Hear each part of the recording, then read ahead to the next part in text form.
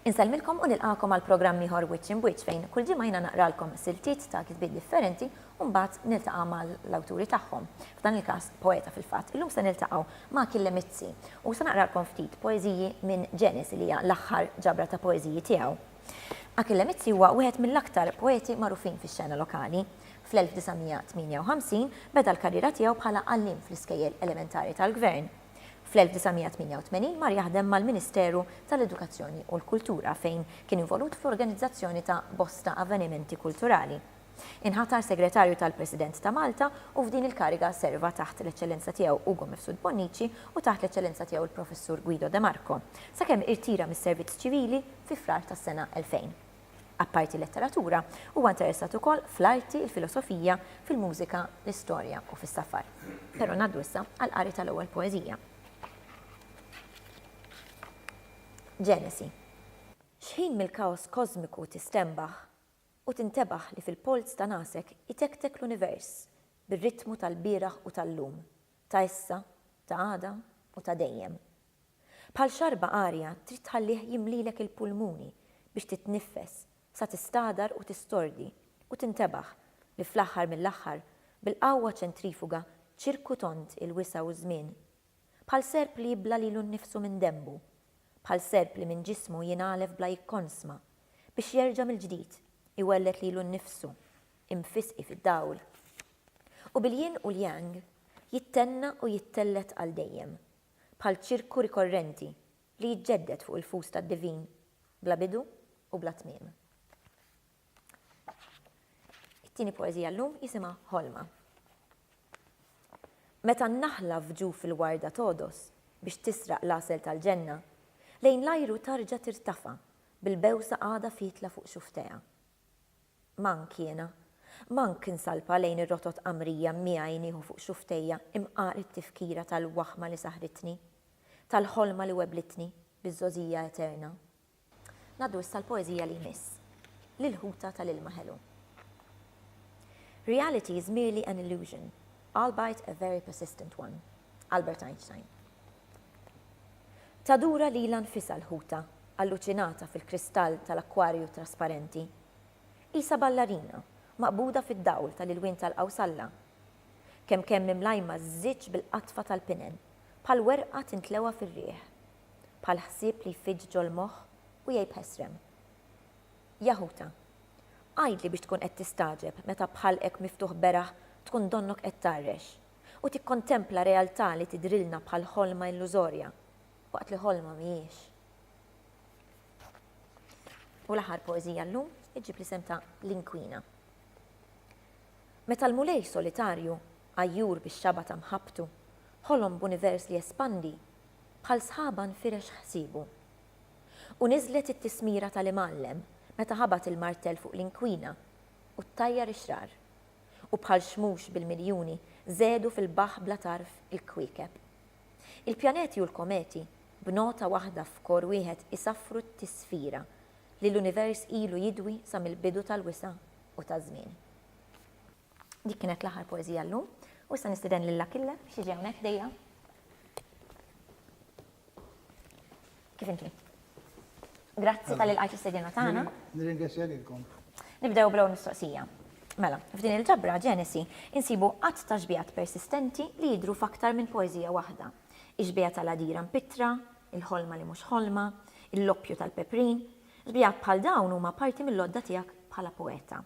Tgħidilna xi ħaġa aktar dwar l-lodda tal-poeta u kif tissawwar il-poeżija. Essenzjalment il-poeżija hija msawra mill-kliem. Il-kliem fih ħafna aspetti, hemm kliem li jaqdina kuljum, li hu kliem prozaik. Jaqdina ħtiġijiet ta' kuljum. Mbagħad hemm kliem illi ikun ikkargat jew bl-emozzjoni jew bis-sentiment u dik ix-xorta ta' kliem jintuża fil-poeżija. Propjament il-kliem kollu jista' jintuża fil-poeżija, u mbagħad jiddependi mill-ħila tal-poeta illi laqqa l-kliem. Il-poeta qisu il-ħaddiet illi jipplazma il-ħadid ġol forġa u minnu jagħmel opra tal-arti. Ekk il-poeta juża l-kliem biex isawwar poeżija. U dik il-poeżija tkun tirrifletti s-sentimenti u ħsibijiet u l-emozzjonijiet u l-filosofija ta' dak il-poeta li jkun. Il-kritika lokali tikkunsidrak fost oħrajn bħala il-poeta li daħħal lingwaġġ tekniku fil-leksis tal-lirika Maltija. Referenzi għax-xjenza tal-kosmoloġija, għat-teknoloġija u l-mediċina, ħafna drabi bi kliem latinizzat li forsi wieħed jista' jara bħala forma ta' ribellioni kontra l-insistenza fuq ir-referenzi rustiċi u l-użu ta' vokabularju purament semitiku fil-poeżija tradizzjonali Maltija. Insibu referenzi għax-xjenza f'din il-ġabra wkoll. Fl-inkwina isemmi l-ispazju li espandi u l-univers li ilu jidwi sa mill-bidu tal-wisaw ta' żmien. F'Ġenesi, il-poeżija li tagħti isem lil-ġabra, insibu referenzi għal kaos kosmiku, il-qawwa ċentrifuga. X'jiġbdek lejn dan il-lingwaġġ? Jiena ħriġt mill-moviment aw mill-letterarju. Il-moviment aw mill-letterarju kien moviment li afferma ruħu fis-sittinijiet. Aħna konna żgħażagħ ta' 17-20 sena u kellna l-ħajra li nikbu u bdejna nħarsu lejn dawk li kitbu qabilna. U kien jidrilna xi wħud minna illi il-letteratura li kienet teżisti dak iż-żmien kienet xi ftit ma tirriflettix il-qagħda tagħna żgħażagħ tas-sittinijiet u tas-sebgħinijiet. L-ewwel nett ħafna mill-poeżija bir-rispett kollu lejn Dunkarm u lejn dak il-kittieba ta' dak iż-żmien, ħafna mill-poeżija kienet tirrifletti l-ħajja tal-kampanja, il-bidwi ġol għalqa, il-mara tiegħu, il-festi tal-qaddisin u affarijiet ta' din ix-xorta. Mhux ma kienx hemm poeżija filosofika għax Dunkarm kiteb il-jienu lil minnu illi wkoll hija poeżija profonda, però il-biċċa l-kbira tal-kittieba kienu l-ewwel nett jażlu suġġetti tal-wiċċ il-wiċċ ngħidulhom aħna u ma kinux jidħlu fil-fond. Barra minn hekk il-lingwaġġ li kienu jużaw kienu fissati fil-Malti safi. Issa, jiena nemmen ukoll fil-Malti safi, imma jiena il-teorija letterarja tiegħi kienet ħafna usa biex infittex tifsir għal dak li nħoss u naħseb, allura kien jeħtieġ li il-lingwaġġ poetiku tiegħi ikun ħafna usa. Il-lessiku tiegħi ikun ħafna iktar vast u jirrifletti l-interessi tiegħi. Għax jiena kont ninteressa ruħi pereżempju fir-relazzjoni bejn l-individwu u d-dinja li ddawru, bejn l-individwu u ż-żmien u l-wisa. Affarijiet li tkellem fuqhom Einstein u x-xjenza. Jiena kont ninteressa ruħi fuq l-istorja tal-bniedem minn fejn ġie. Żminijiet neolitiċi u qabel kif żviluppa l-bniedem, l-istorja tar-razza umana. U kont insib illi m'hemmx lessiku biżżejjed biex tiddeskrivi sitwazzjonijiet bħal daw.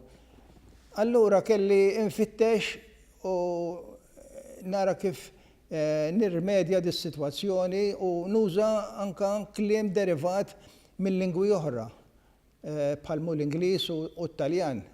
Għalhekk il-lingwaġġ tiegħi jidher xi ftit mogħbi bi kliem importat. Min-naħa l-oħra, irrid ngħid ukoll li jiena kont inżomm il-Dunkarm bħala mudell tiegħi.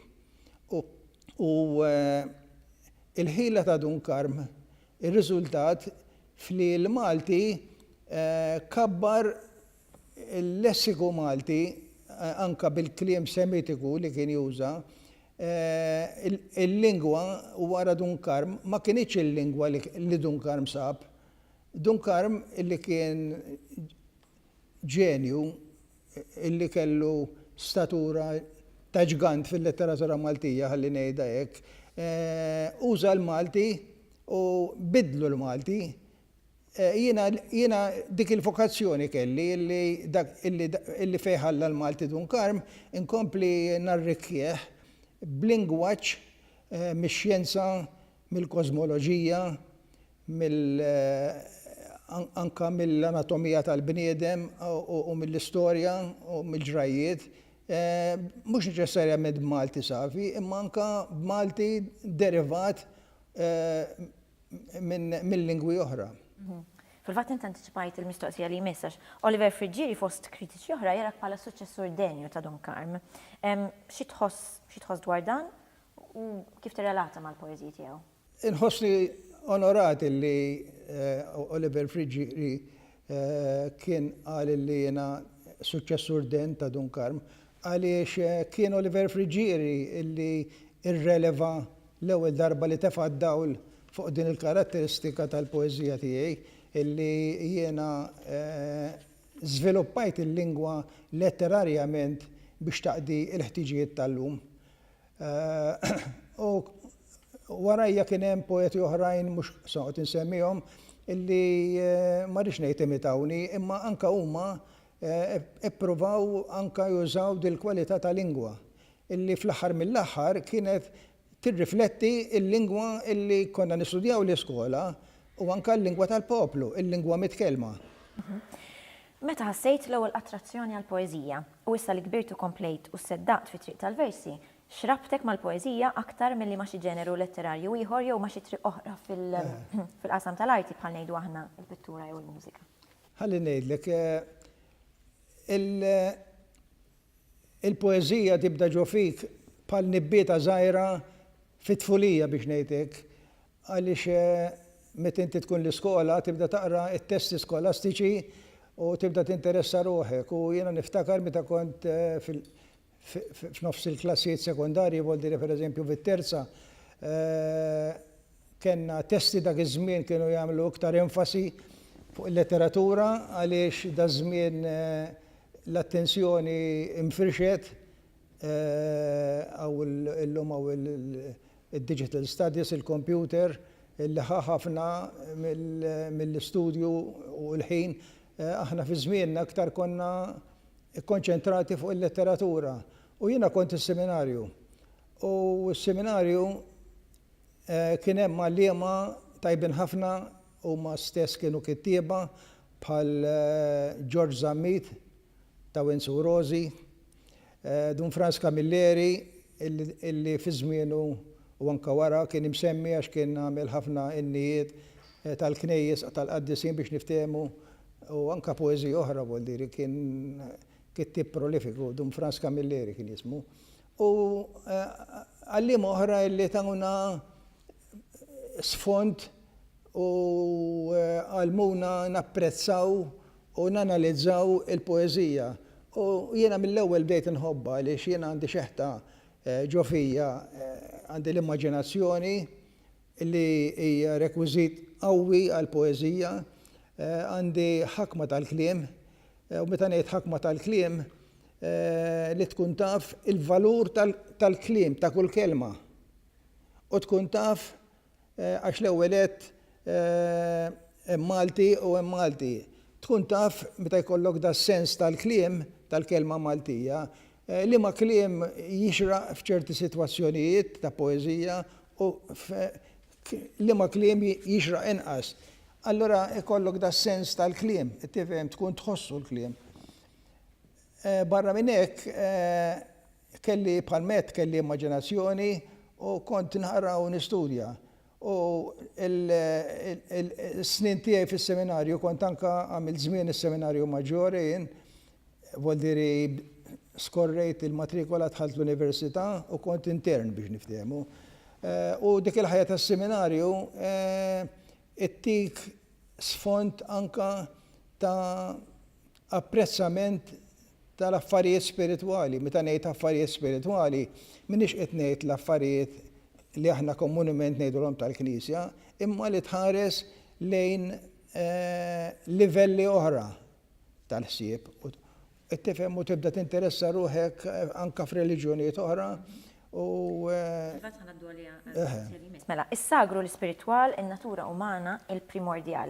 Il-koll jiltaqgħu fil-figura femminili tal-om wellieda, tal-mara fertili li tagħti l-ħajja. Dan huwa motiv ferm qawwi f'kitbietek, l-ogħla espressjoni tagħha tiżvolġi fil-ħajja ta' wara l-mewt.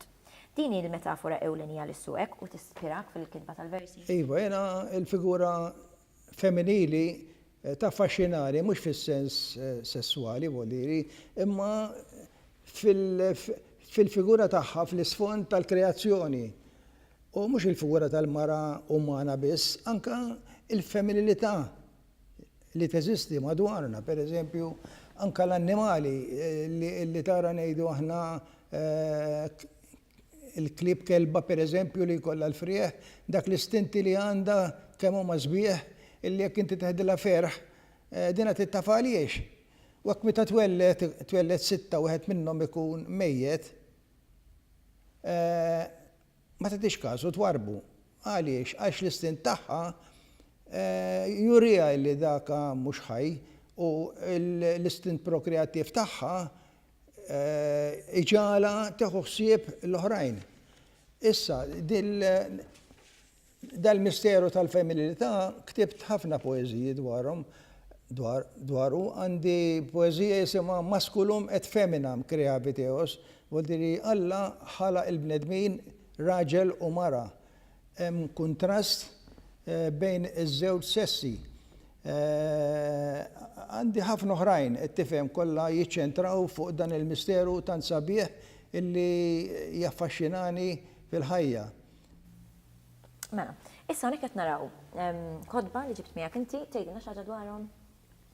Dana kien l-ewwel wieħed, dana ħriġtu fl-1962 minn għalija. Le, 67. Mela da jismu L-art tal-enimmi. Għaliex kont nara l-ħajja kollha enimmi, kollha misteri, minn fejn ġejna, fejn sejrin, xem fl-ispazju li minn fejn naraw aħna, kien għadhom ma bdewx il-vjaġġi spazjali terġa'.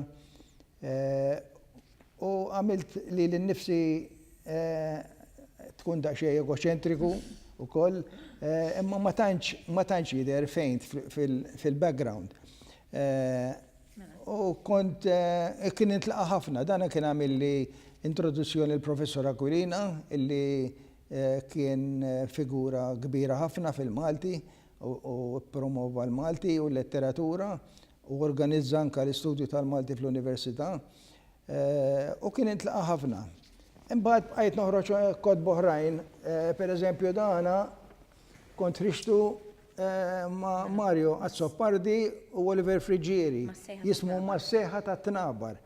Għaliex dak iż-żmien, fi żmienna, ma kienx ħaġa faċli li toħroġ ktieb finanzjarjament u anka tipografikament biex tipproduċih, għax ma kienx hawn il-kum d'Italja u llum. U allura għadna u bħalna kien hemm kotba oħrajn illi ipproduċewhom dan il-mod. Dana kien dad-disin kien għamlu Mario Azzopardi, l-ħabib tiegħi Mario, illi jinqala wkoll għad-disin ħafna. Tajjeb, għandna iktar hawnhekk u xejn. Dana ktieb ieħor illi kien ipproduċiju li Tony Curtis, il-ħabib tiegħi Tony Curtis, poeżiji, sempliċi poeżiji ismu. U fih ġabra tal-kodba 4 u 5 kodba li kont rixt qabel ma' żieda ta' ktib ġdid inkorporataw. U kien milquh ħafna wkoll dal-ktieb għandu poeżiji mill-1963 sal-1989. U kont ħriġtu fl-1993. U kien ħareġ għas-syllabus u intlaqa ħafna. Dana ħarġu milux Andrew Xiberras. L-istess għandu ġabra mill-kodba tiegħi mill-antoloġija li ħriġt u barra minn hekk għandu intervista li kien għamili li Bovington, Rigo Bovington, nsejħu Rodrigo propja jismu, u li qiegħed l-Awstralja, u għandi studji oħra ta' Xiberras u ta' professur Charles Briffa. Issa l-aħħar wieħed bħal mettilkom u għal-Ġenesi li għadni kemm ħriġt. Li għadni kemm ħriġt milux u qiegħda ssir pubbliċità tiegħu, skużawni, saru xi reċensjonijiet u hemm reċensjonijiet oħra, reviews illi għad iridu jidhru. Dana kien ħarġu dana proza kritika, essays kritiċi, saġġi kritiċi, kien ħarġu Bernard Micallef, studju ta' Bernard Micallef illi huwa nkarigat bħalissa mill-suġġett tal-Malti fl-Università. U dan huwa The Essential Academici li huwa ġabra ta' traduzzjonijiet tal-poeżiji tiegħi mill-mibki u ħabib tiegħi kbir kien professur Peter Seracino Glott, li propjament kien professur tal-filosofija imma kien jinteressa ruħu bil-kbir fil-letteratura. Mela, għandna dan li x'taqt tkellem dwaru. X'qiegħed naqra bħalissa għax jiena dilettant tal-qari u dana jismu The Politics of Art ta' Mark Antony Micallef. Mark Antony Micallef. Xi ġifieri The Politics of Art? Għax aħna ma nimmaġinawx illi l-arti għandha x'taqsam mal-politika. Fil-fatt l-arti għandha x'taqsam ħafna mal-politika għaliex l-artist għandu bżonn il-support l-għajnuna ta' kulħadd. U ħafna drabi minn dejjem kienu il-kbarat, ir-renjanti, illi kienu jinqdew bl-arti għal-gburija u għal-glorja tagħhom. Per eżempju, fil-Greċja antika insibu ħafna statwi li għadhom jinqalgħu sal-lum, statwi tal-irħam ta' skużani, nies kbar illi ħallsu biex jiskolpixxu il-figura tagħhom. Niġu iktar lejn, mhux li iktar lejn, ħalli mmorru daqsxejn iktar lura pereżempju fi żmien l-Eġittu tal-qedem. Insibu dawk il-piramidi kollha kommissjonati mill-farawni. Huma kollha xorrijiet tal-arti illi għadhom jaġbuna sal-lum u li t-turisti jmorru jarawhom u jissaħru għaliex huma misteru kbir kif bnewhom dana imbnew mill-arkitetti artisti, għax l-arkitetti għandhom lat artistiku fihom ukoll. Ġew kommissjonati biex jigglorifikaw il-farawni u biex anka ikollhom post fej jgħixu għal dejjem huma kienu jemnu ġo l-piramida meta jmutu. U nibqgħu ġejjin lejna pereżempju ħalli nagħmlu qabża u niġu ngħidu għandna fir-Rinaxximent. Il-meċenati tar-Rinaxximent bnew ħafna palazzi u għamlu ħafna pitturi biex jigglorifikaw lilhom infushom. Insomma, l-istorja twila, pereżempju Versailles u tant palazzi oħra u niġu iktar lejna insomma fil-gwerra kien hemm il-famuż Speer li kien il-perit ta' Hitler u li kontempla belt sħiħa kieku l-Ġermanja rebħet kellu l-esta ppjantata belt sħiħa għalfejn biex tigglorifika lil Hitler. Kelli ħajkolli waqfek hawnhekk. Grazie. Grazzi lek tal-li ġej. Kienet interessanti ħafna l-mistoqsijiet tiegħek. Grazzi. Għana ringrazzjaw likom tal-li segwejtuna, narawkom il-ġimgħa d-dieħla għal episodju ieħor ta' Wiċċ in Wiċċ.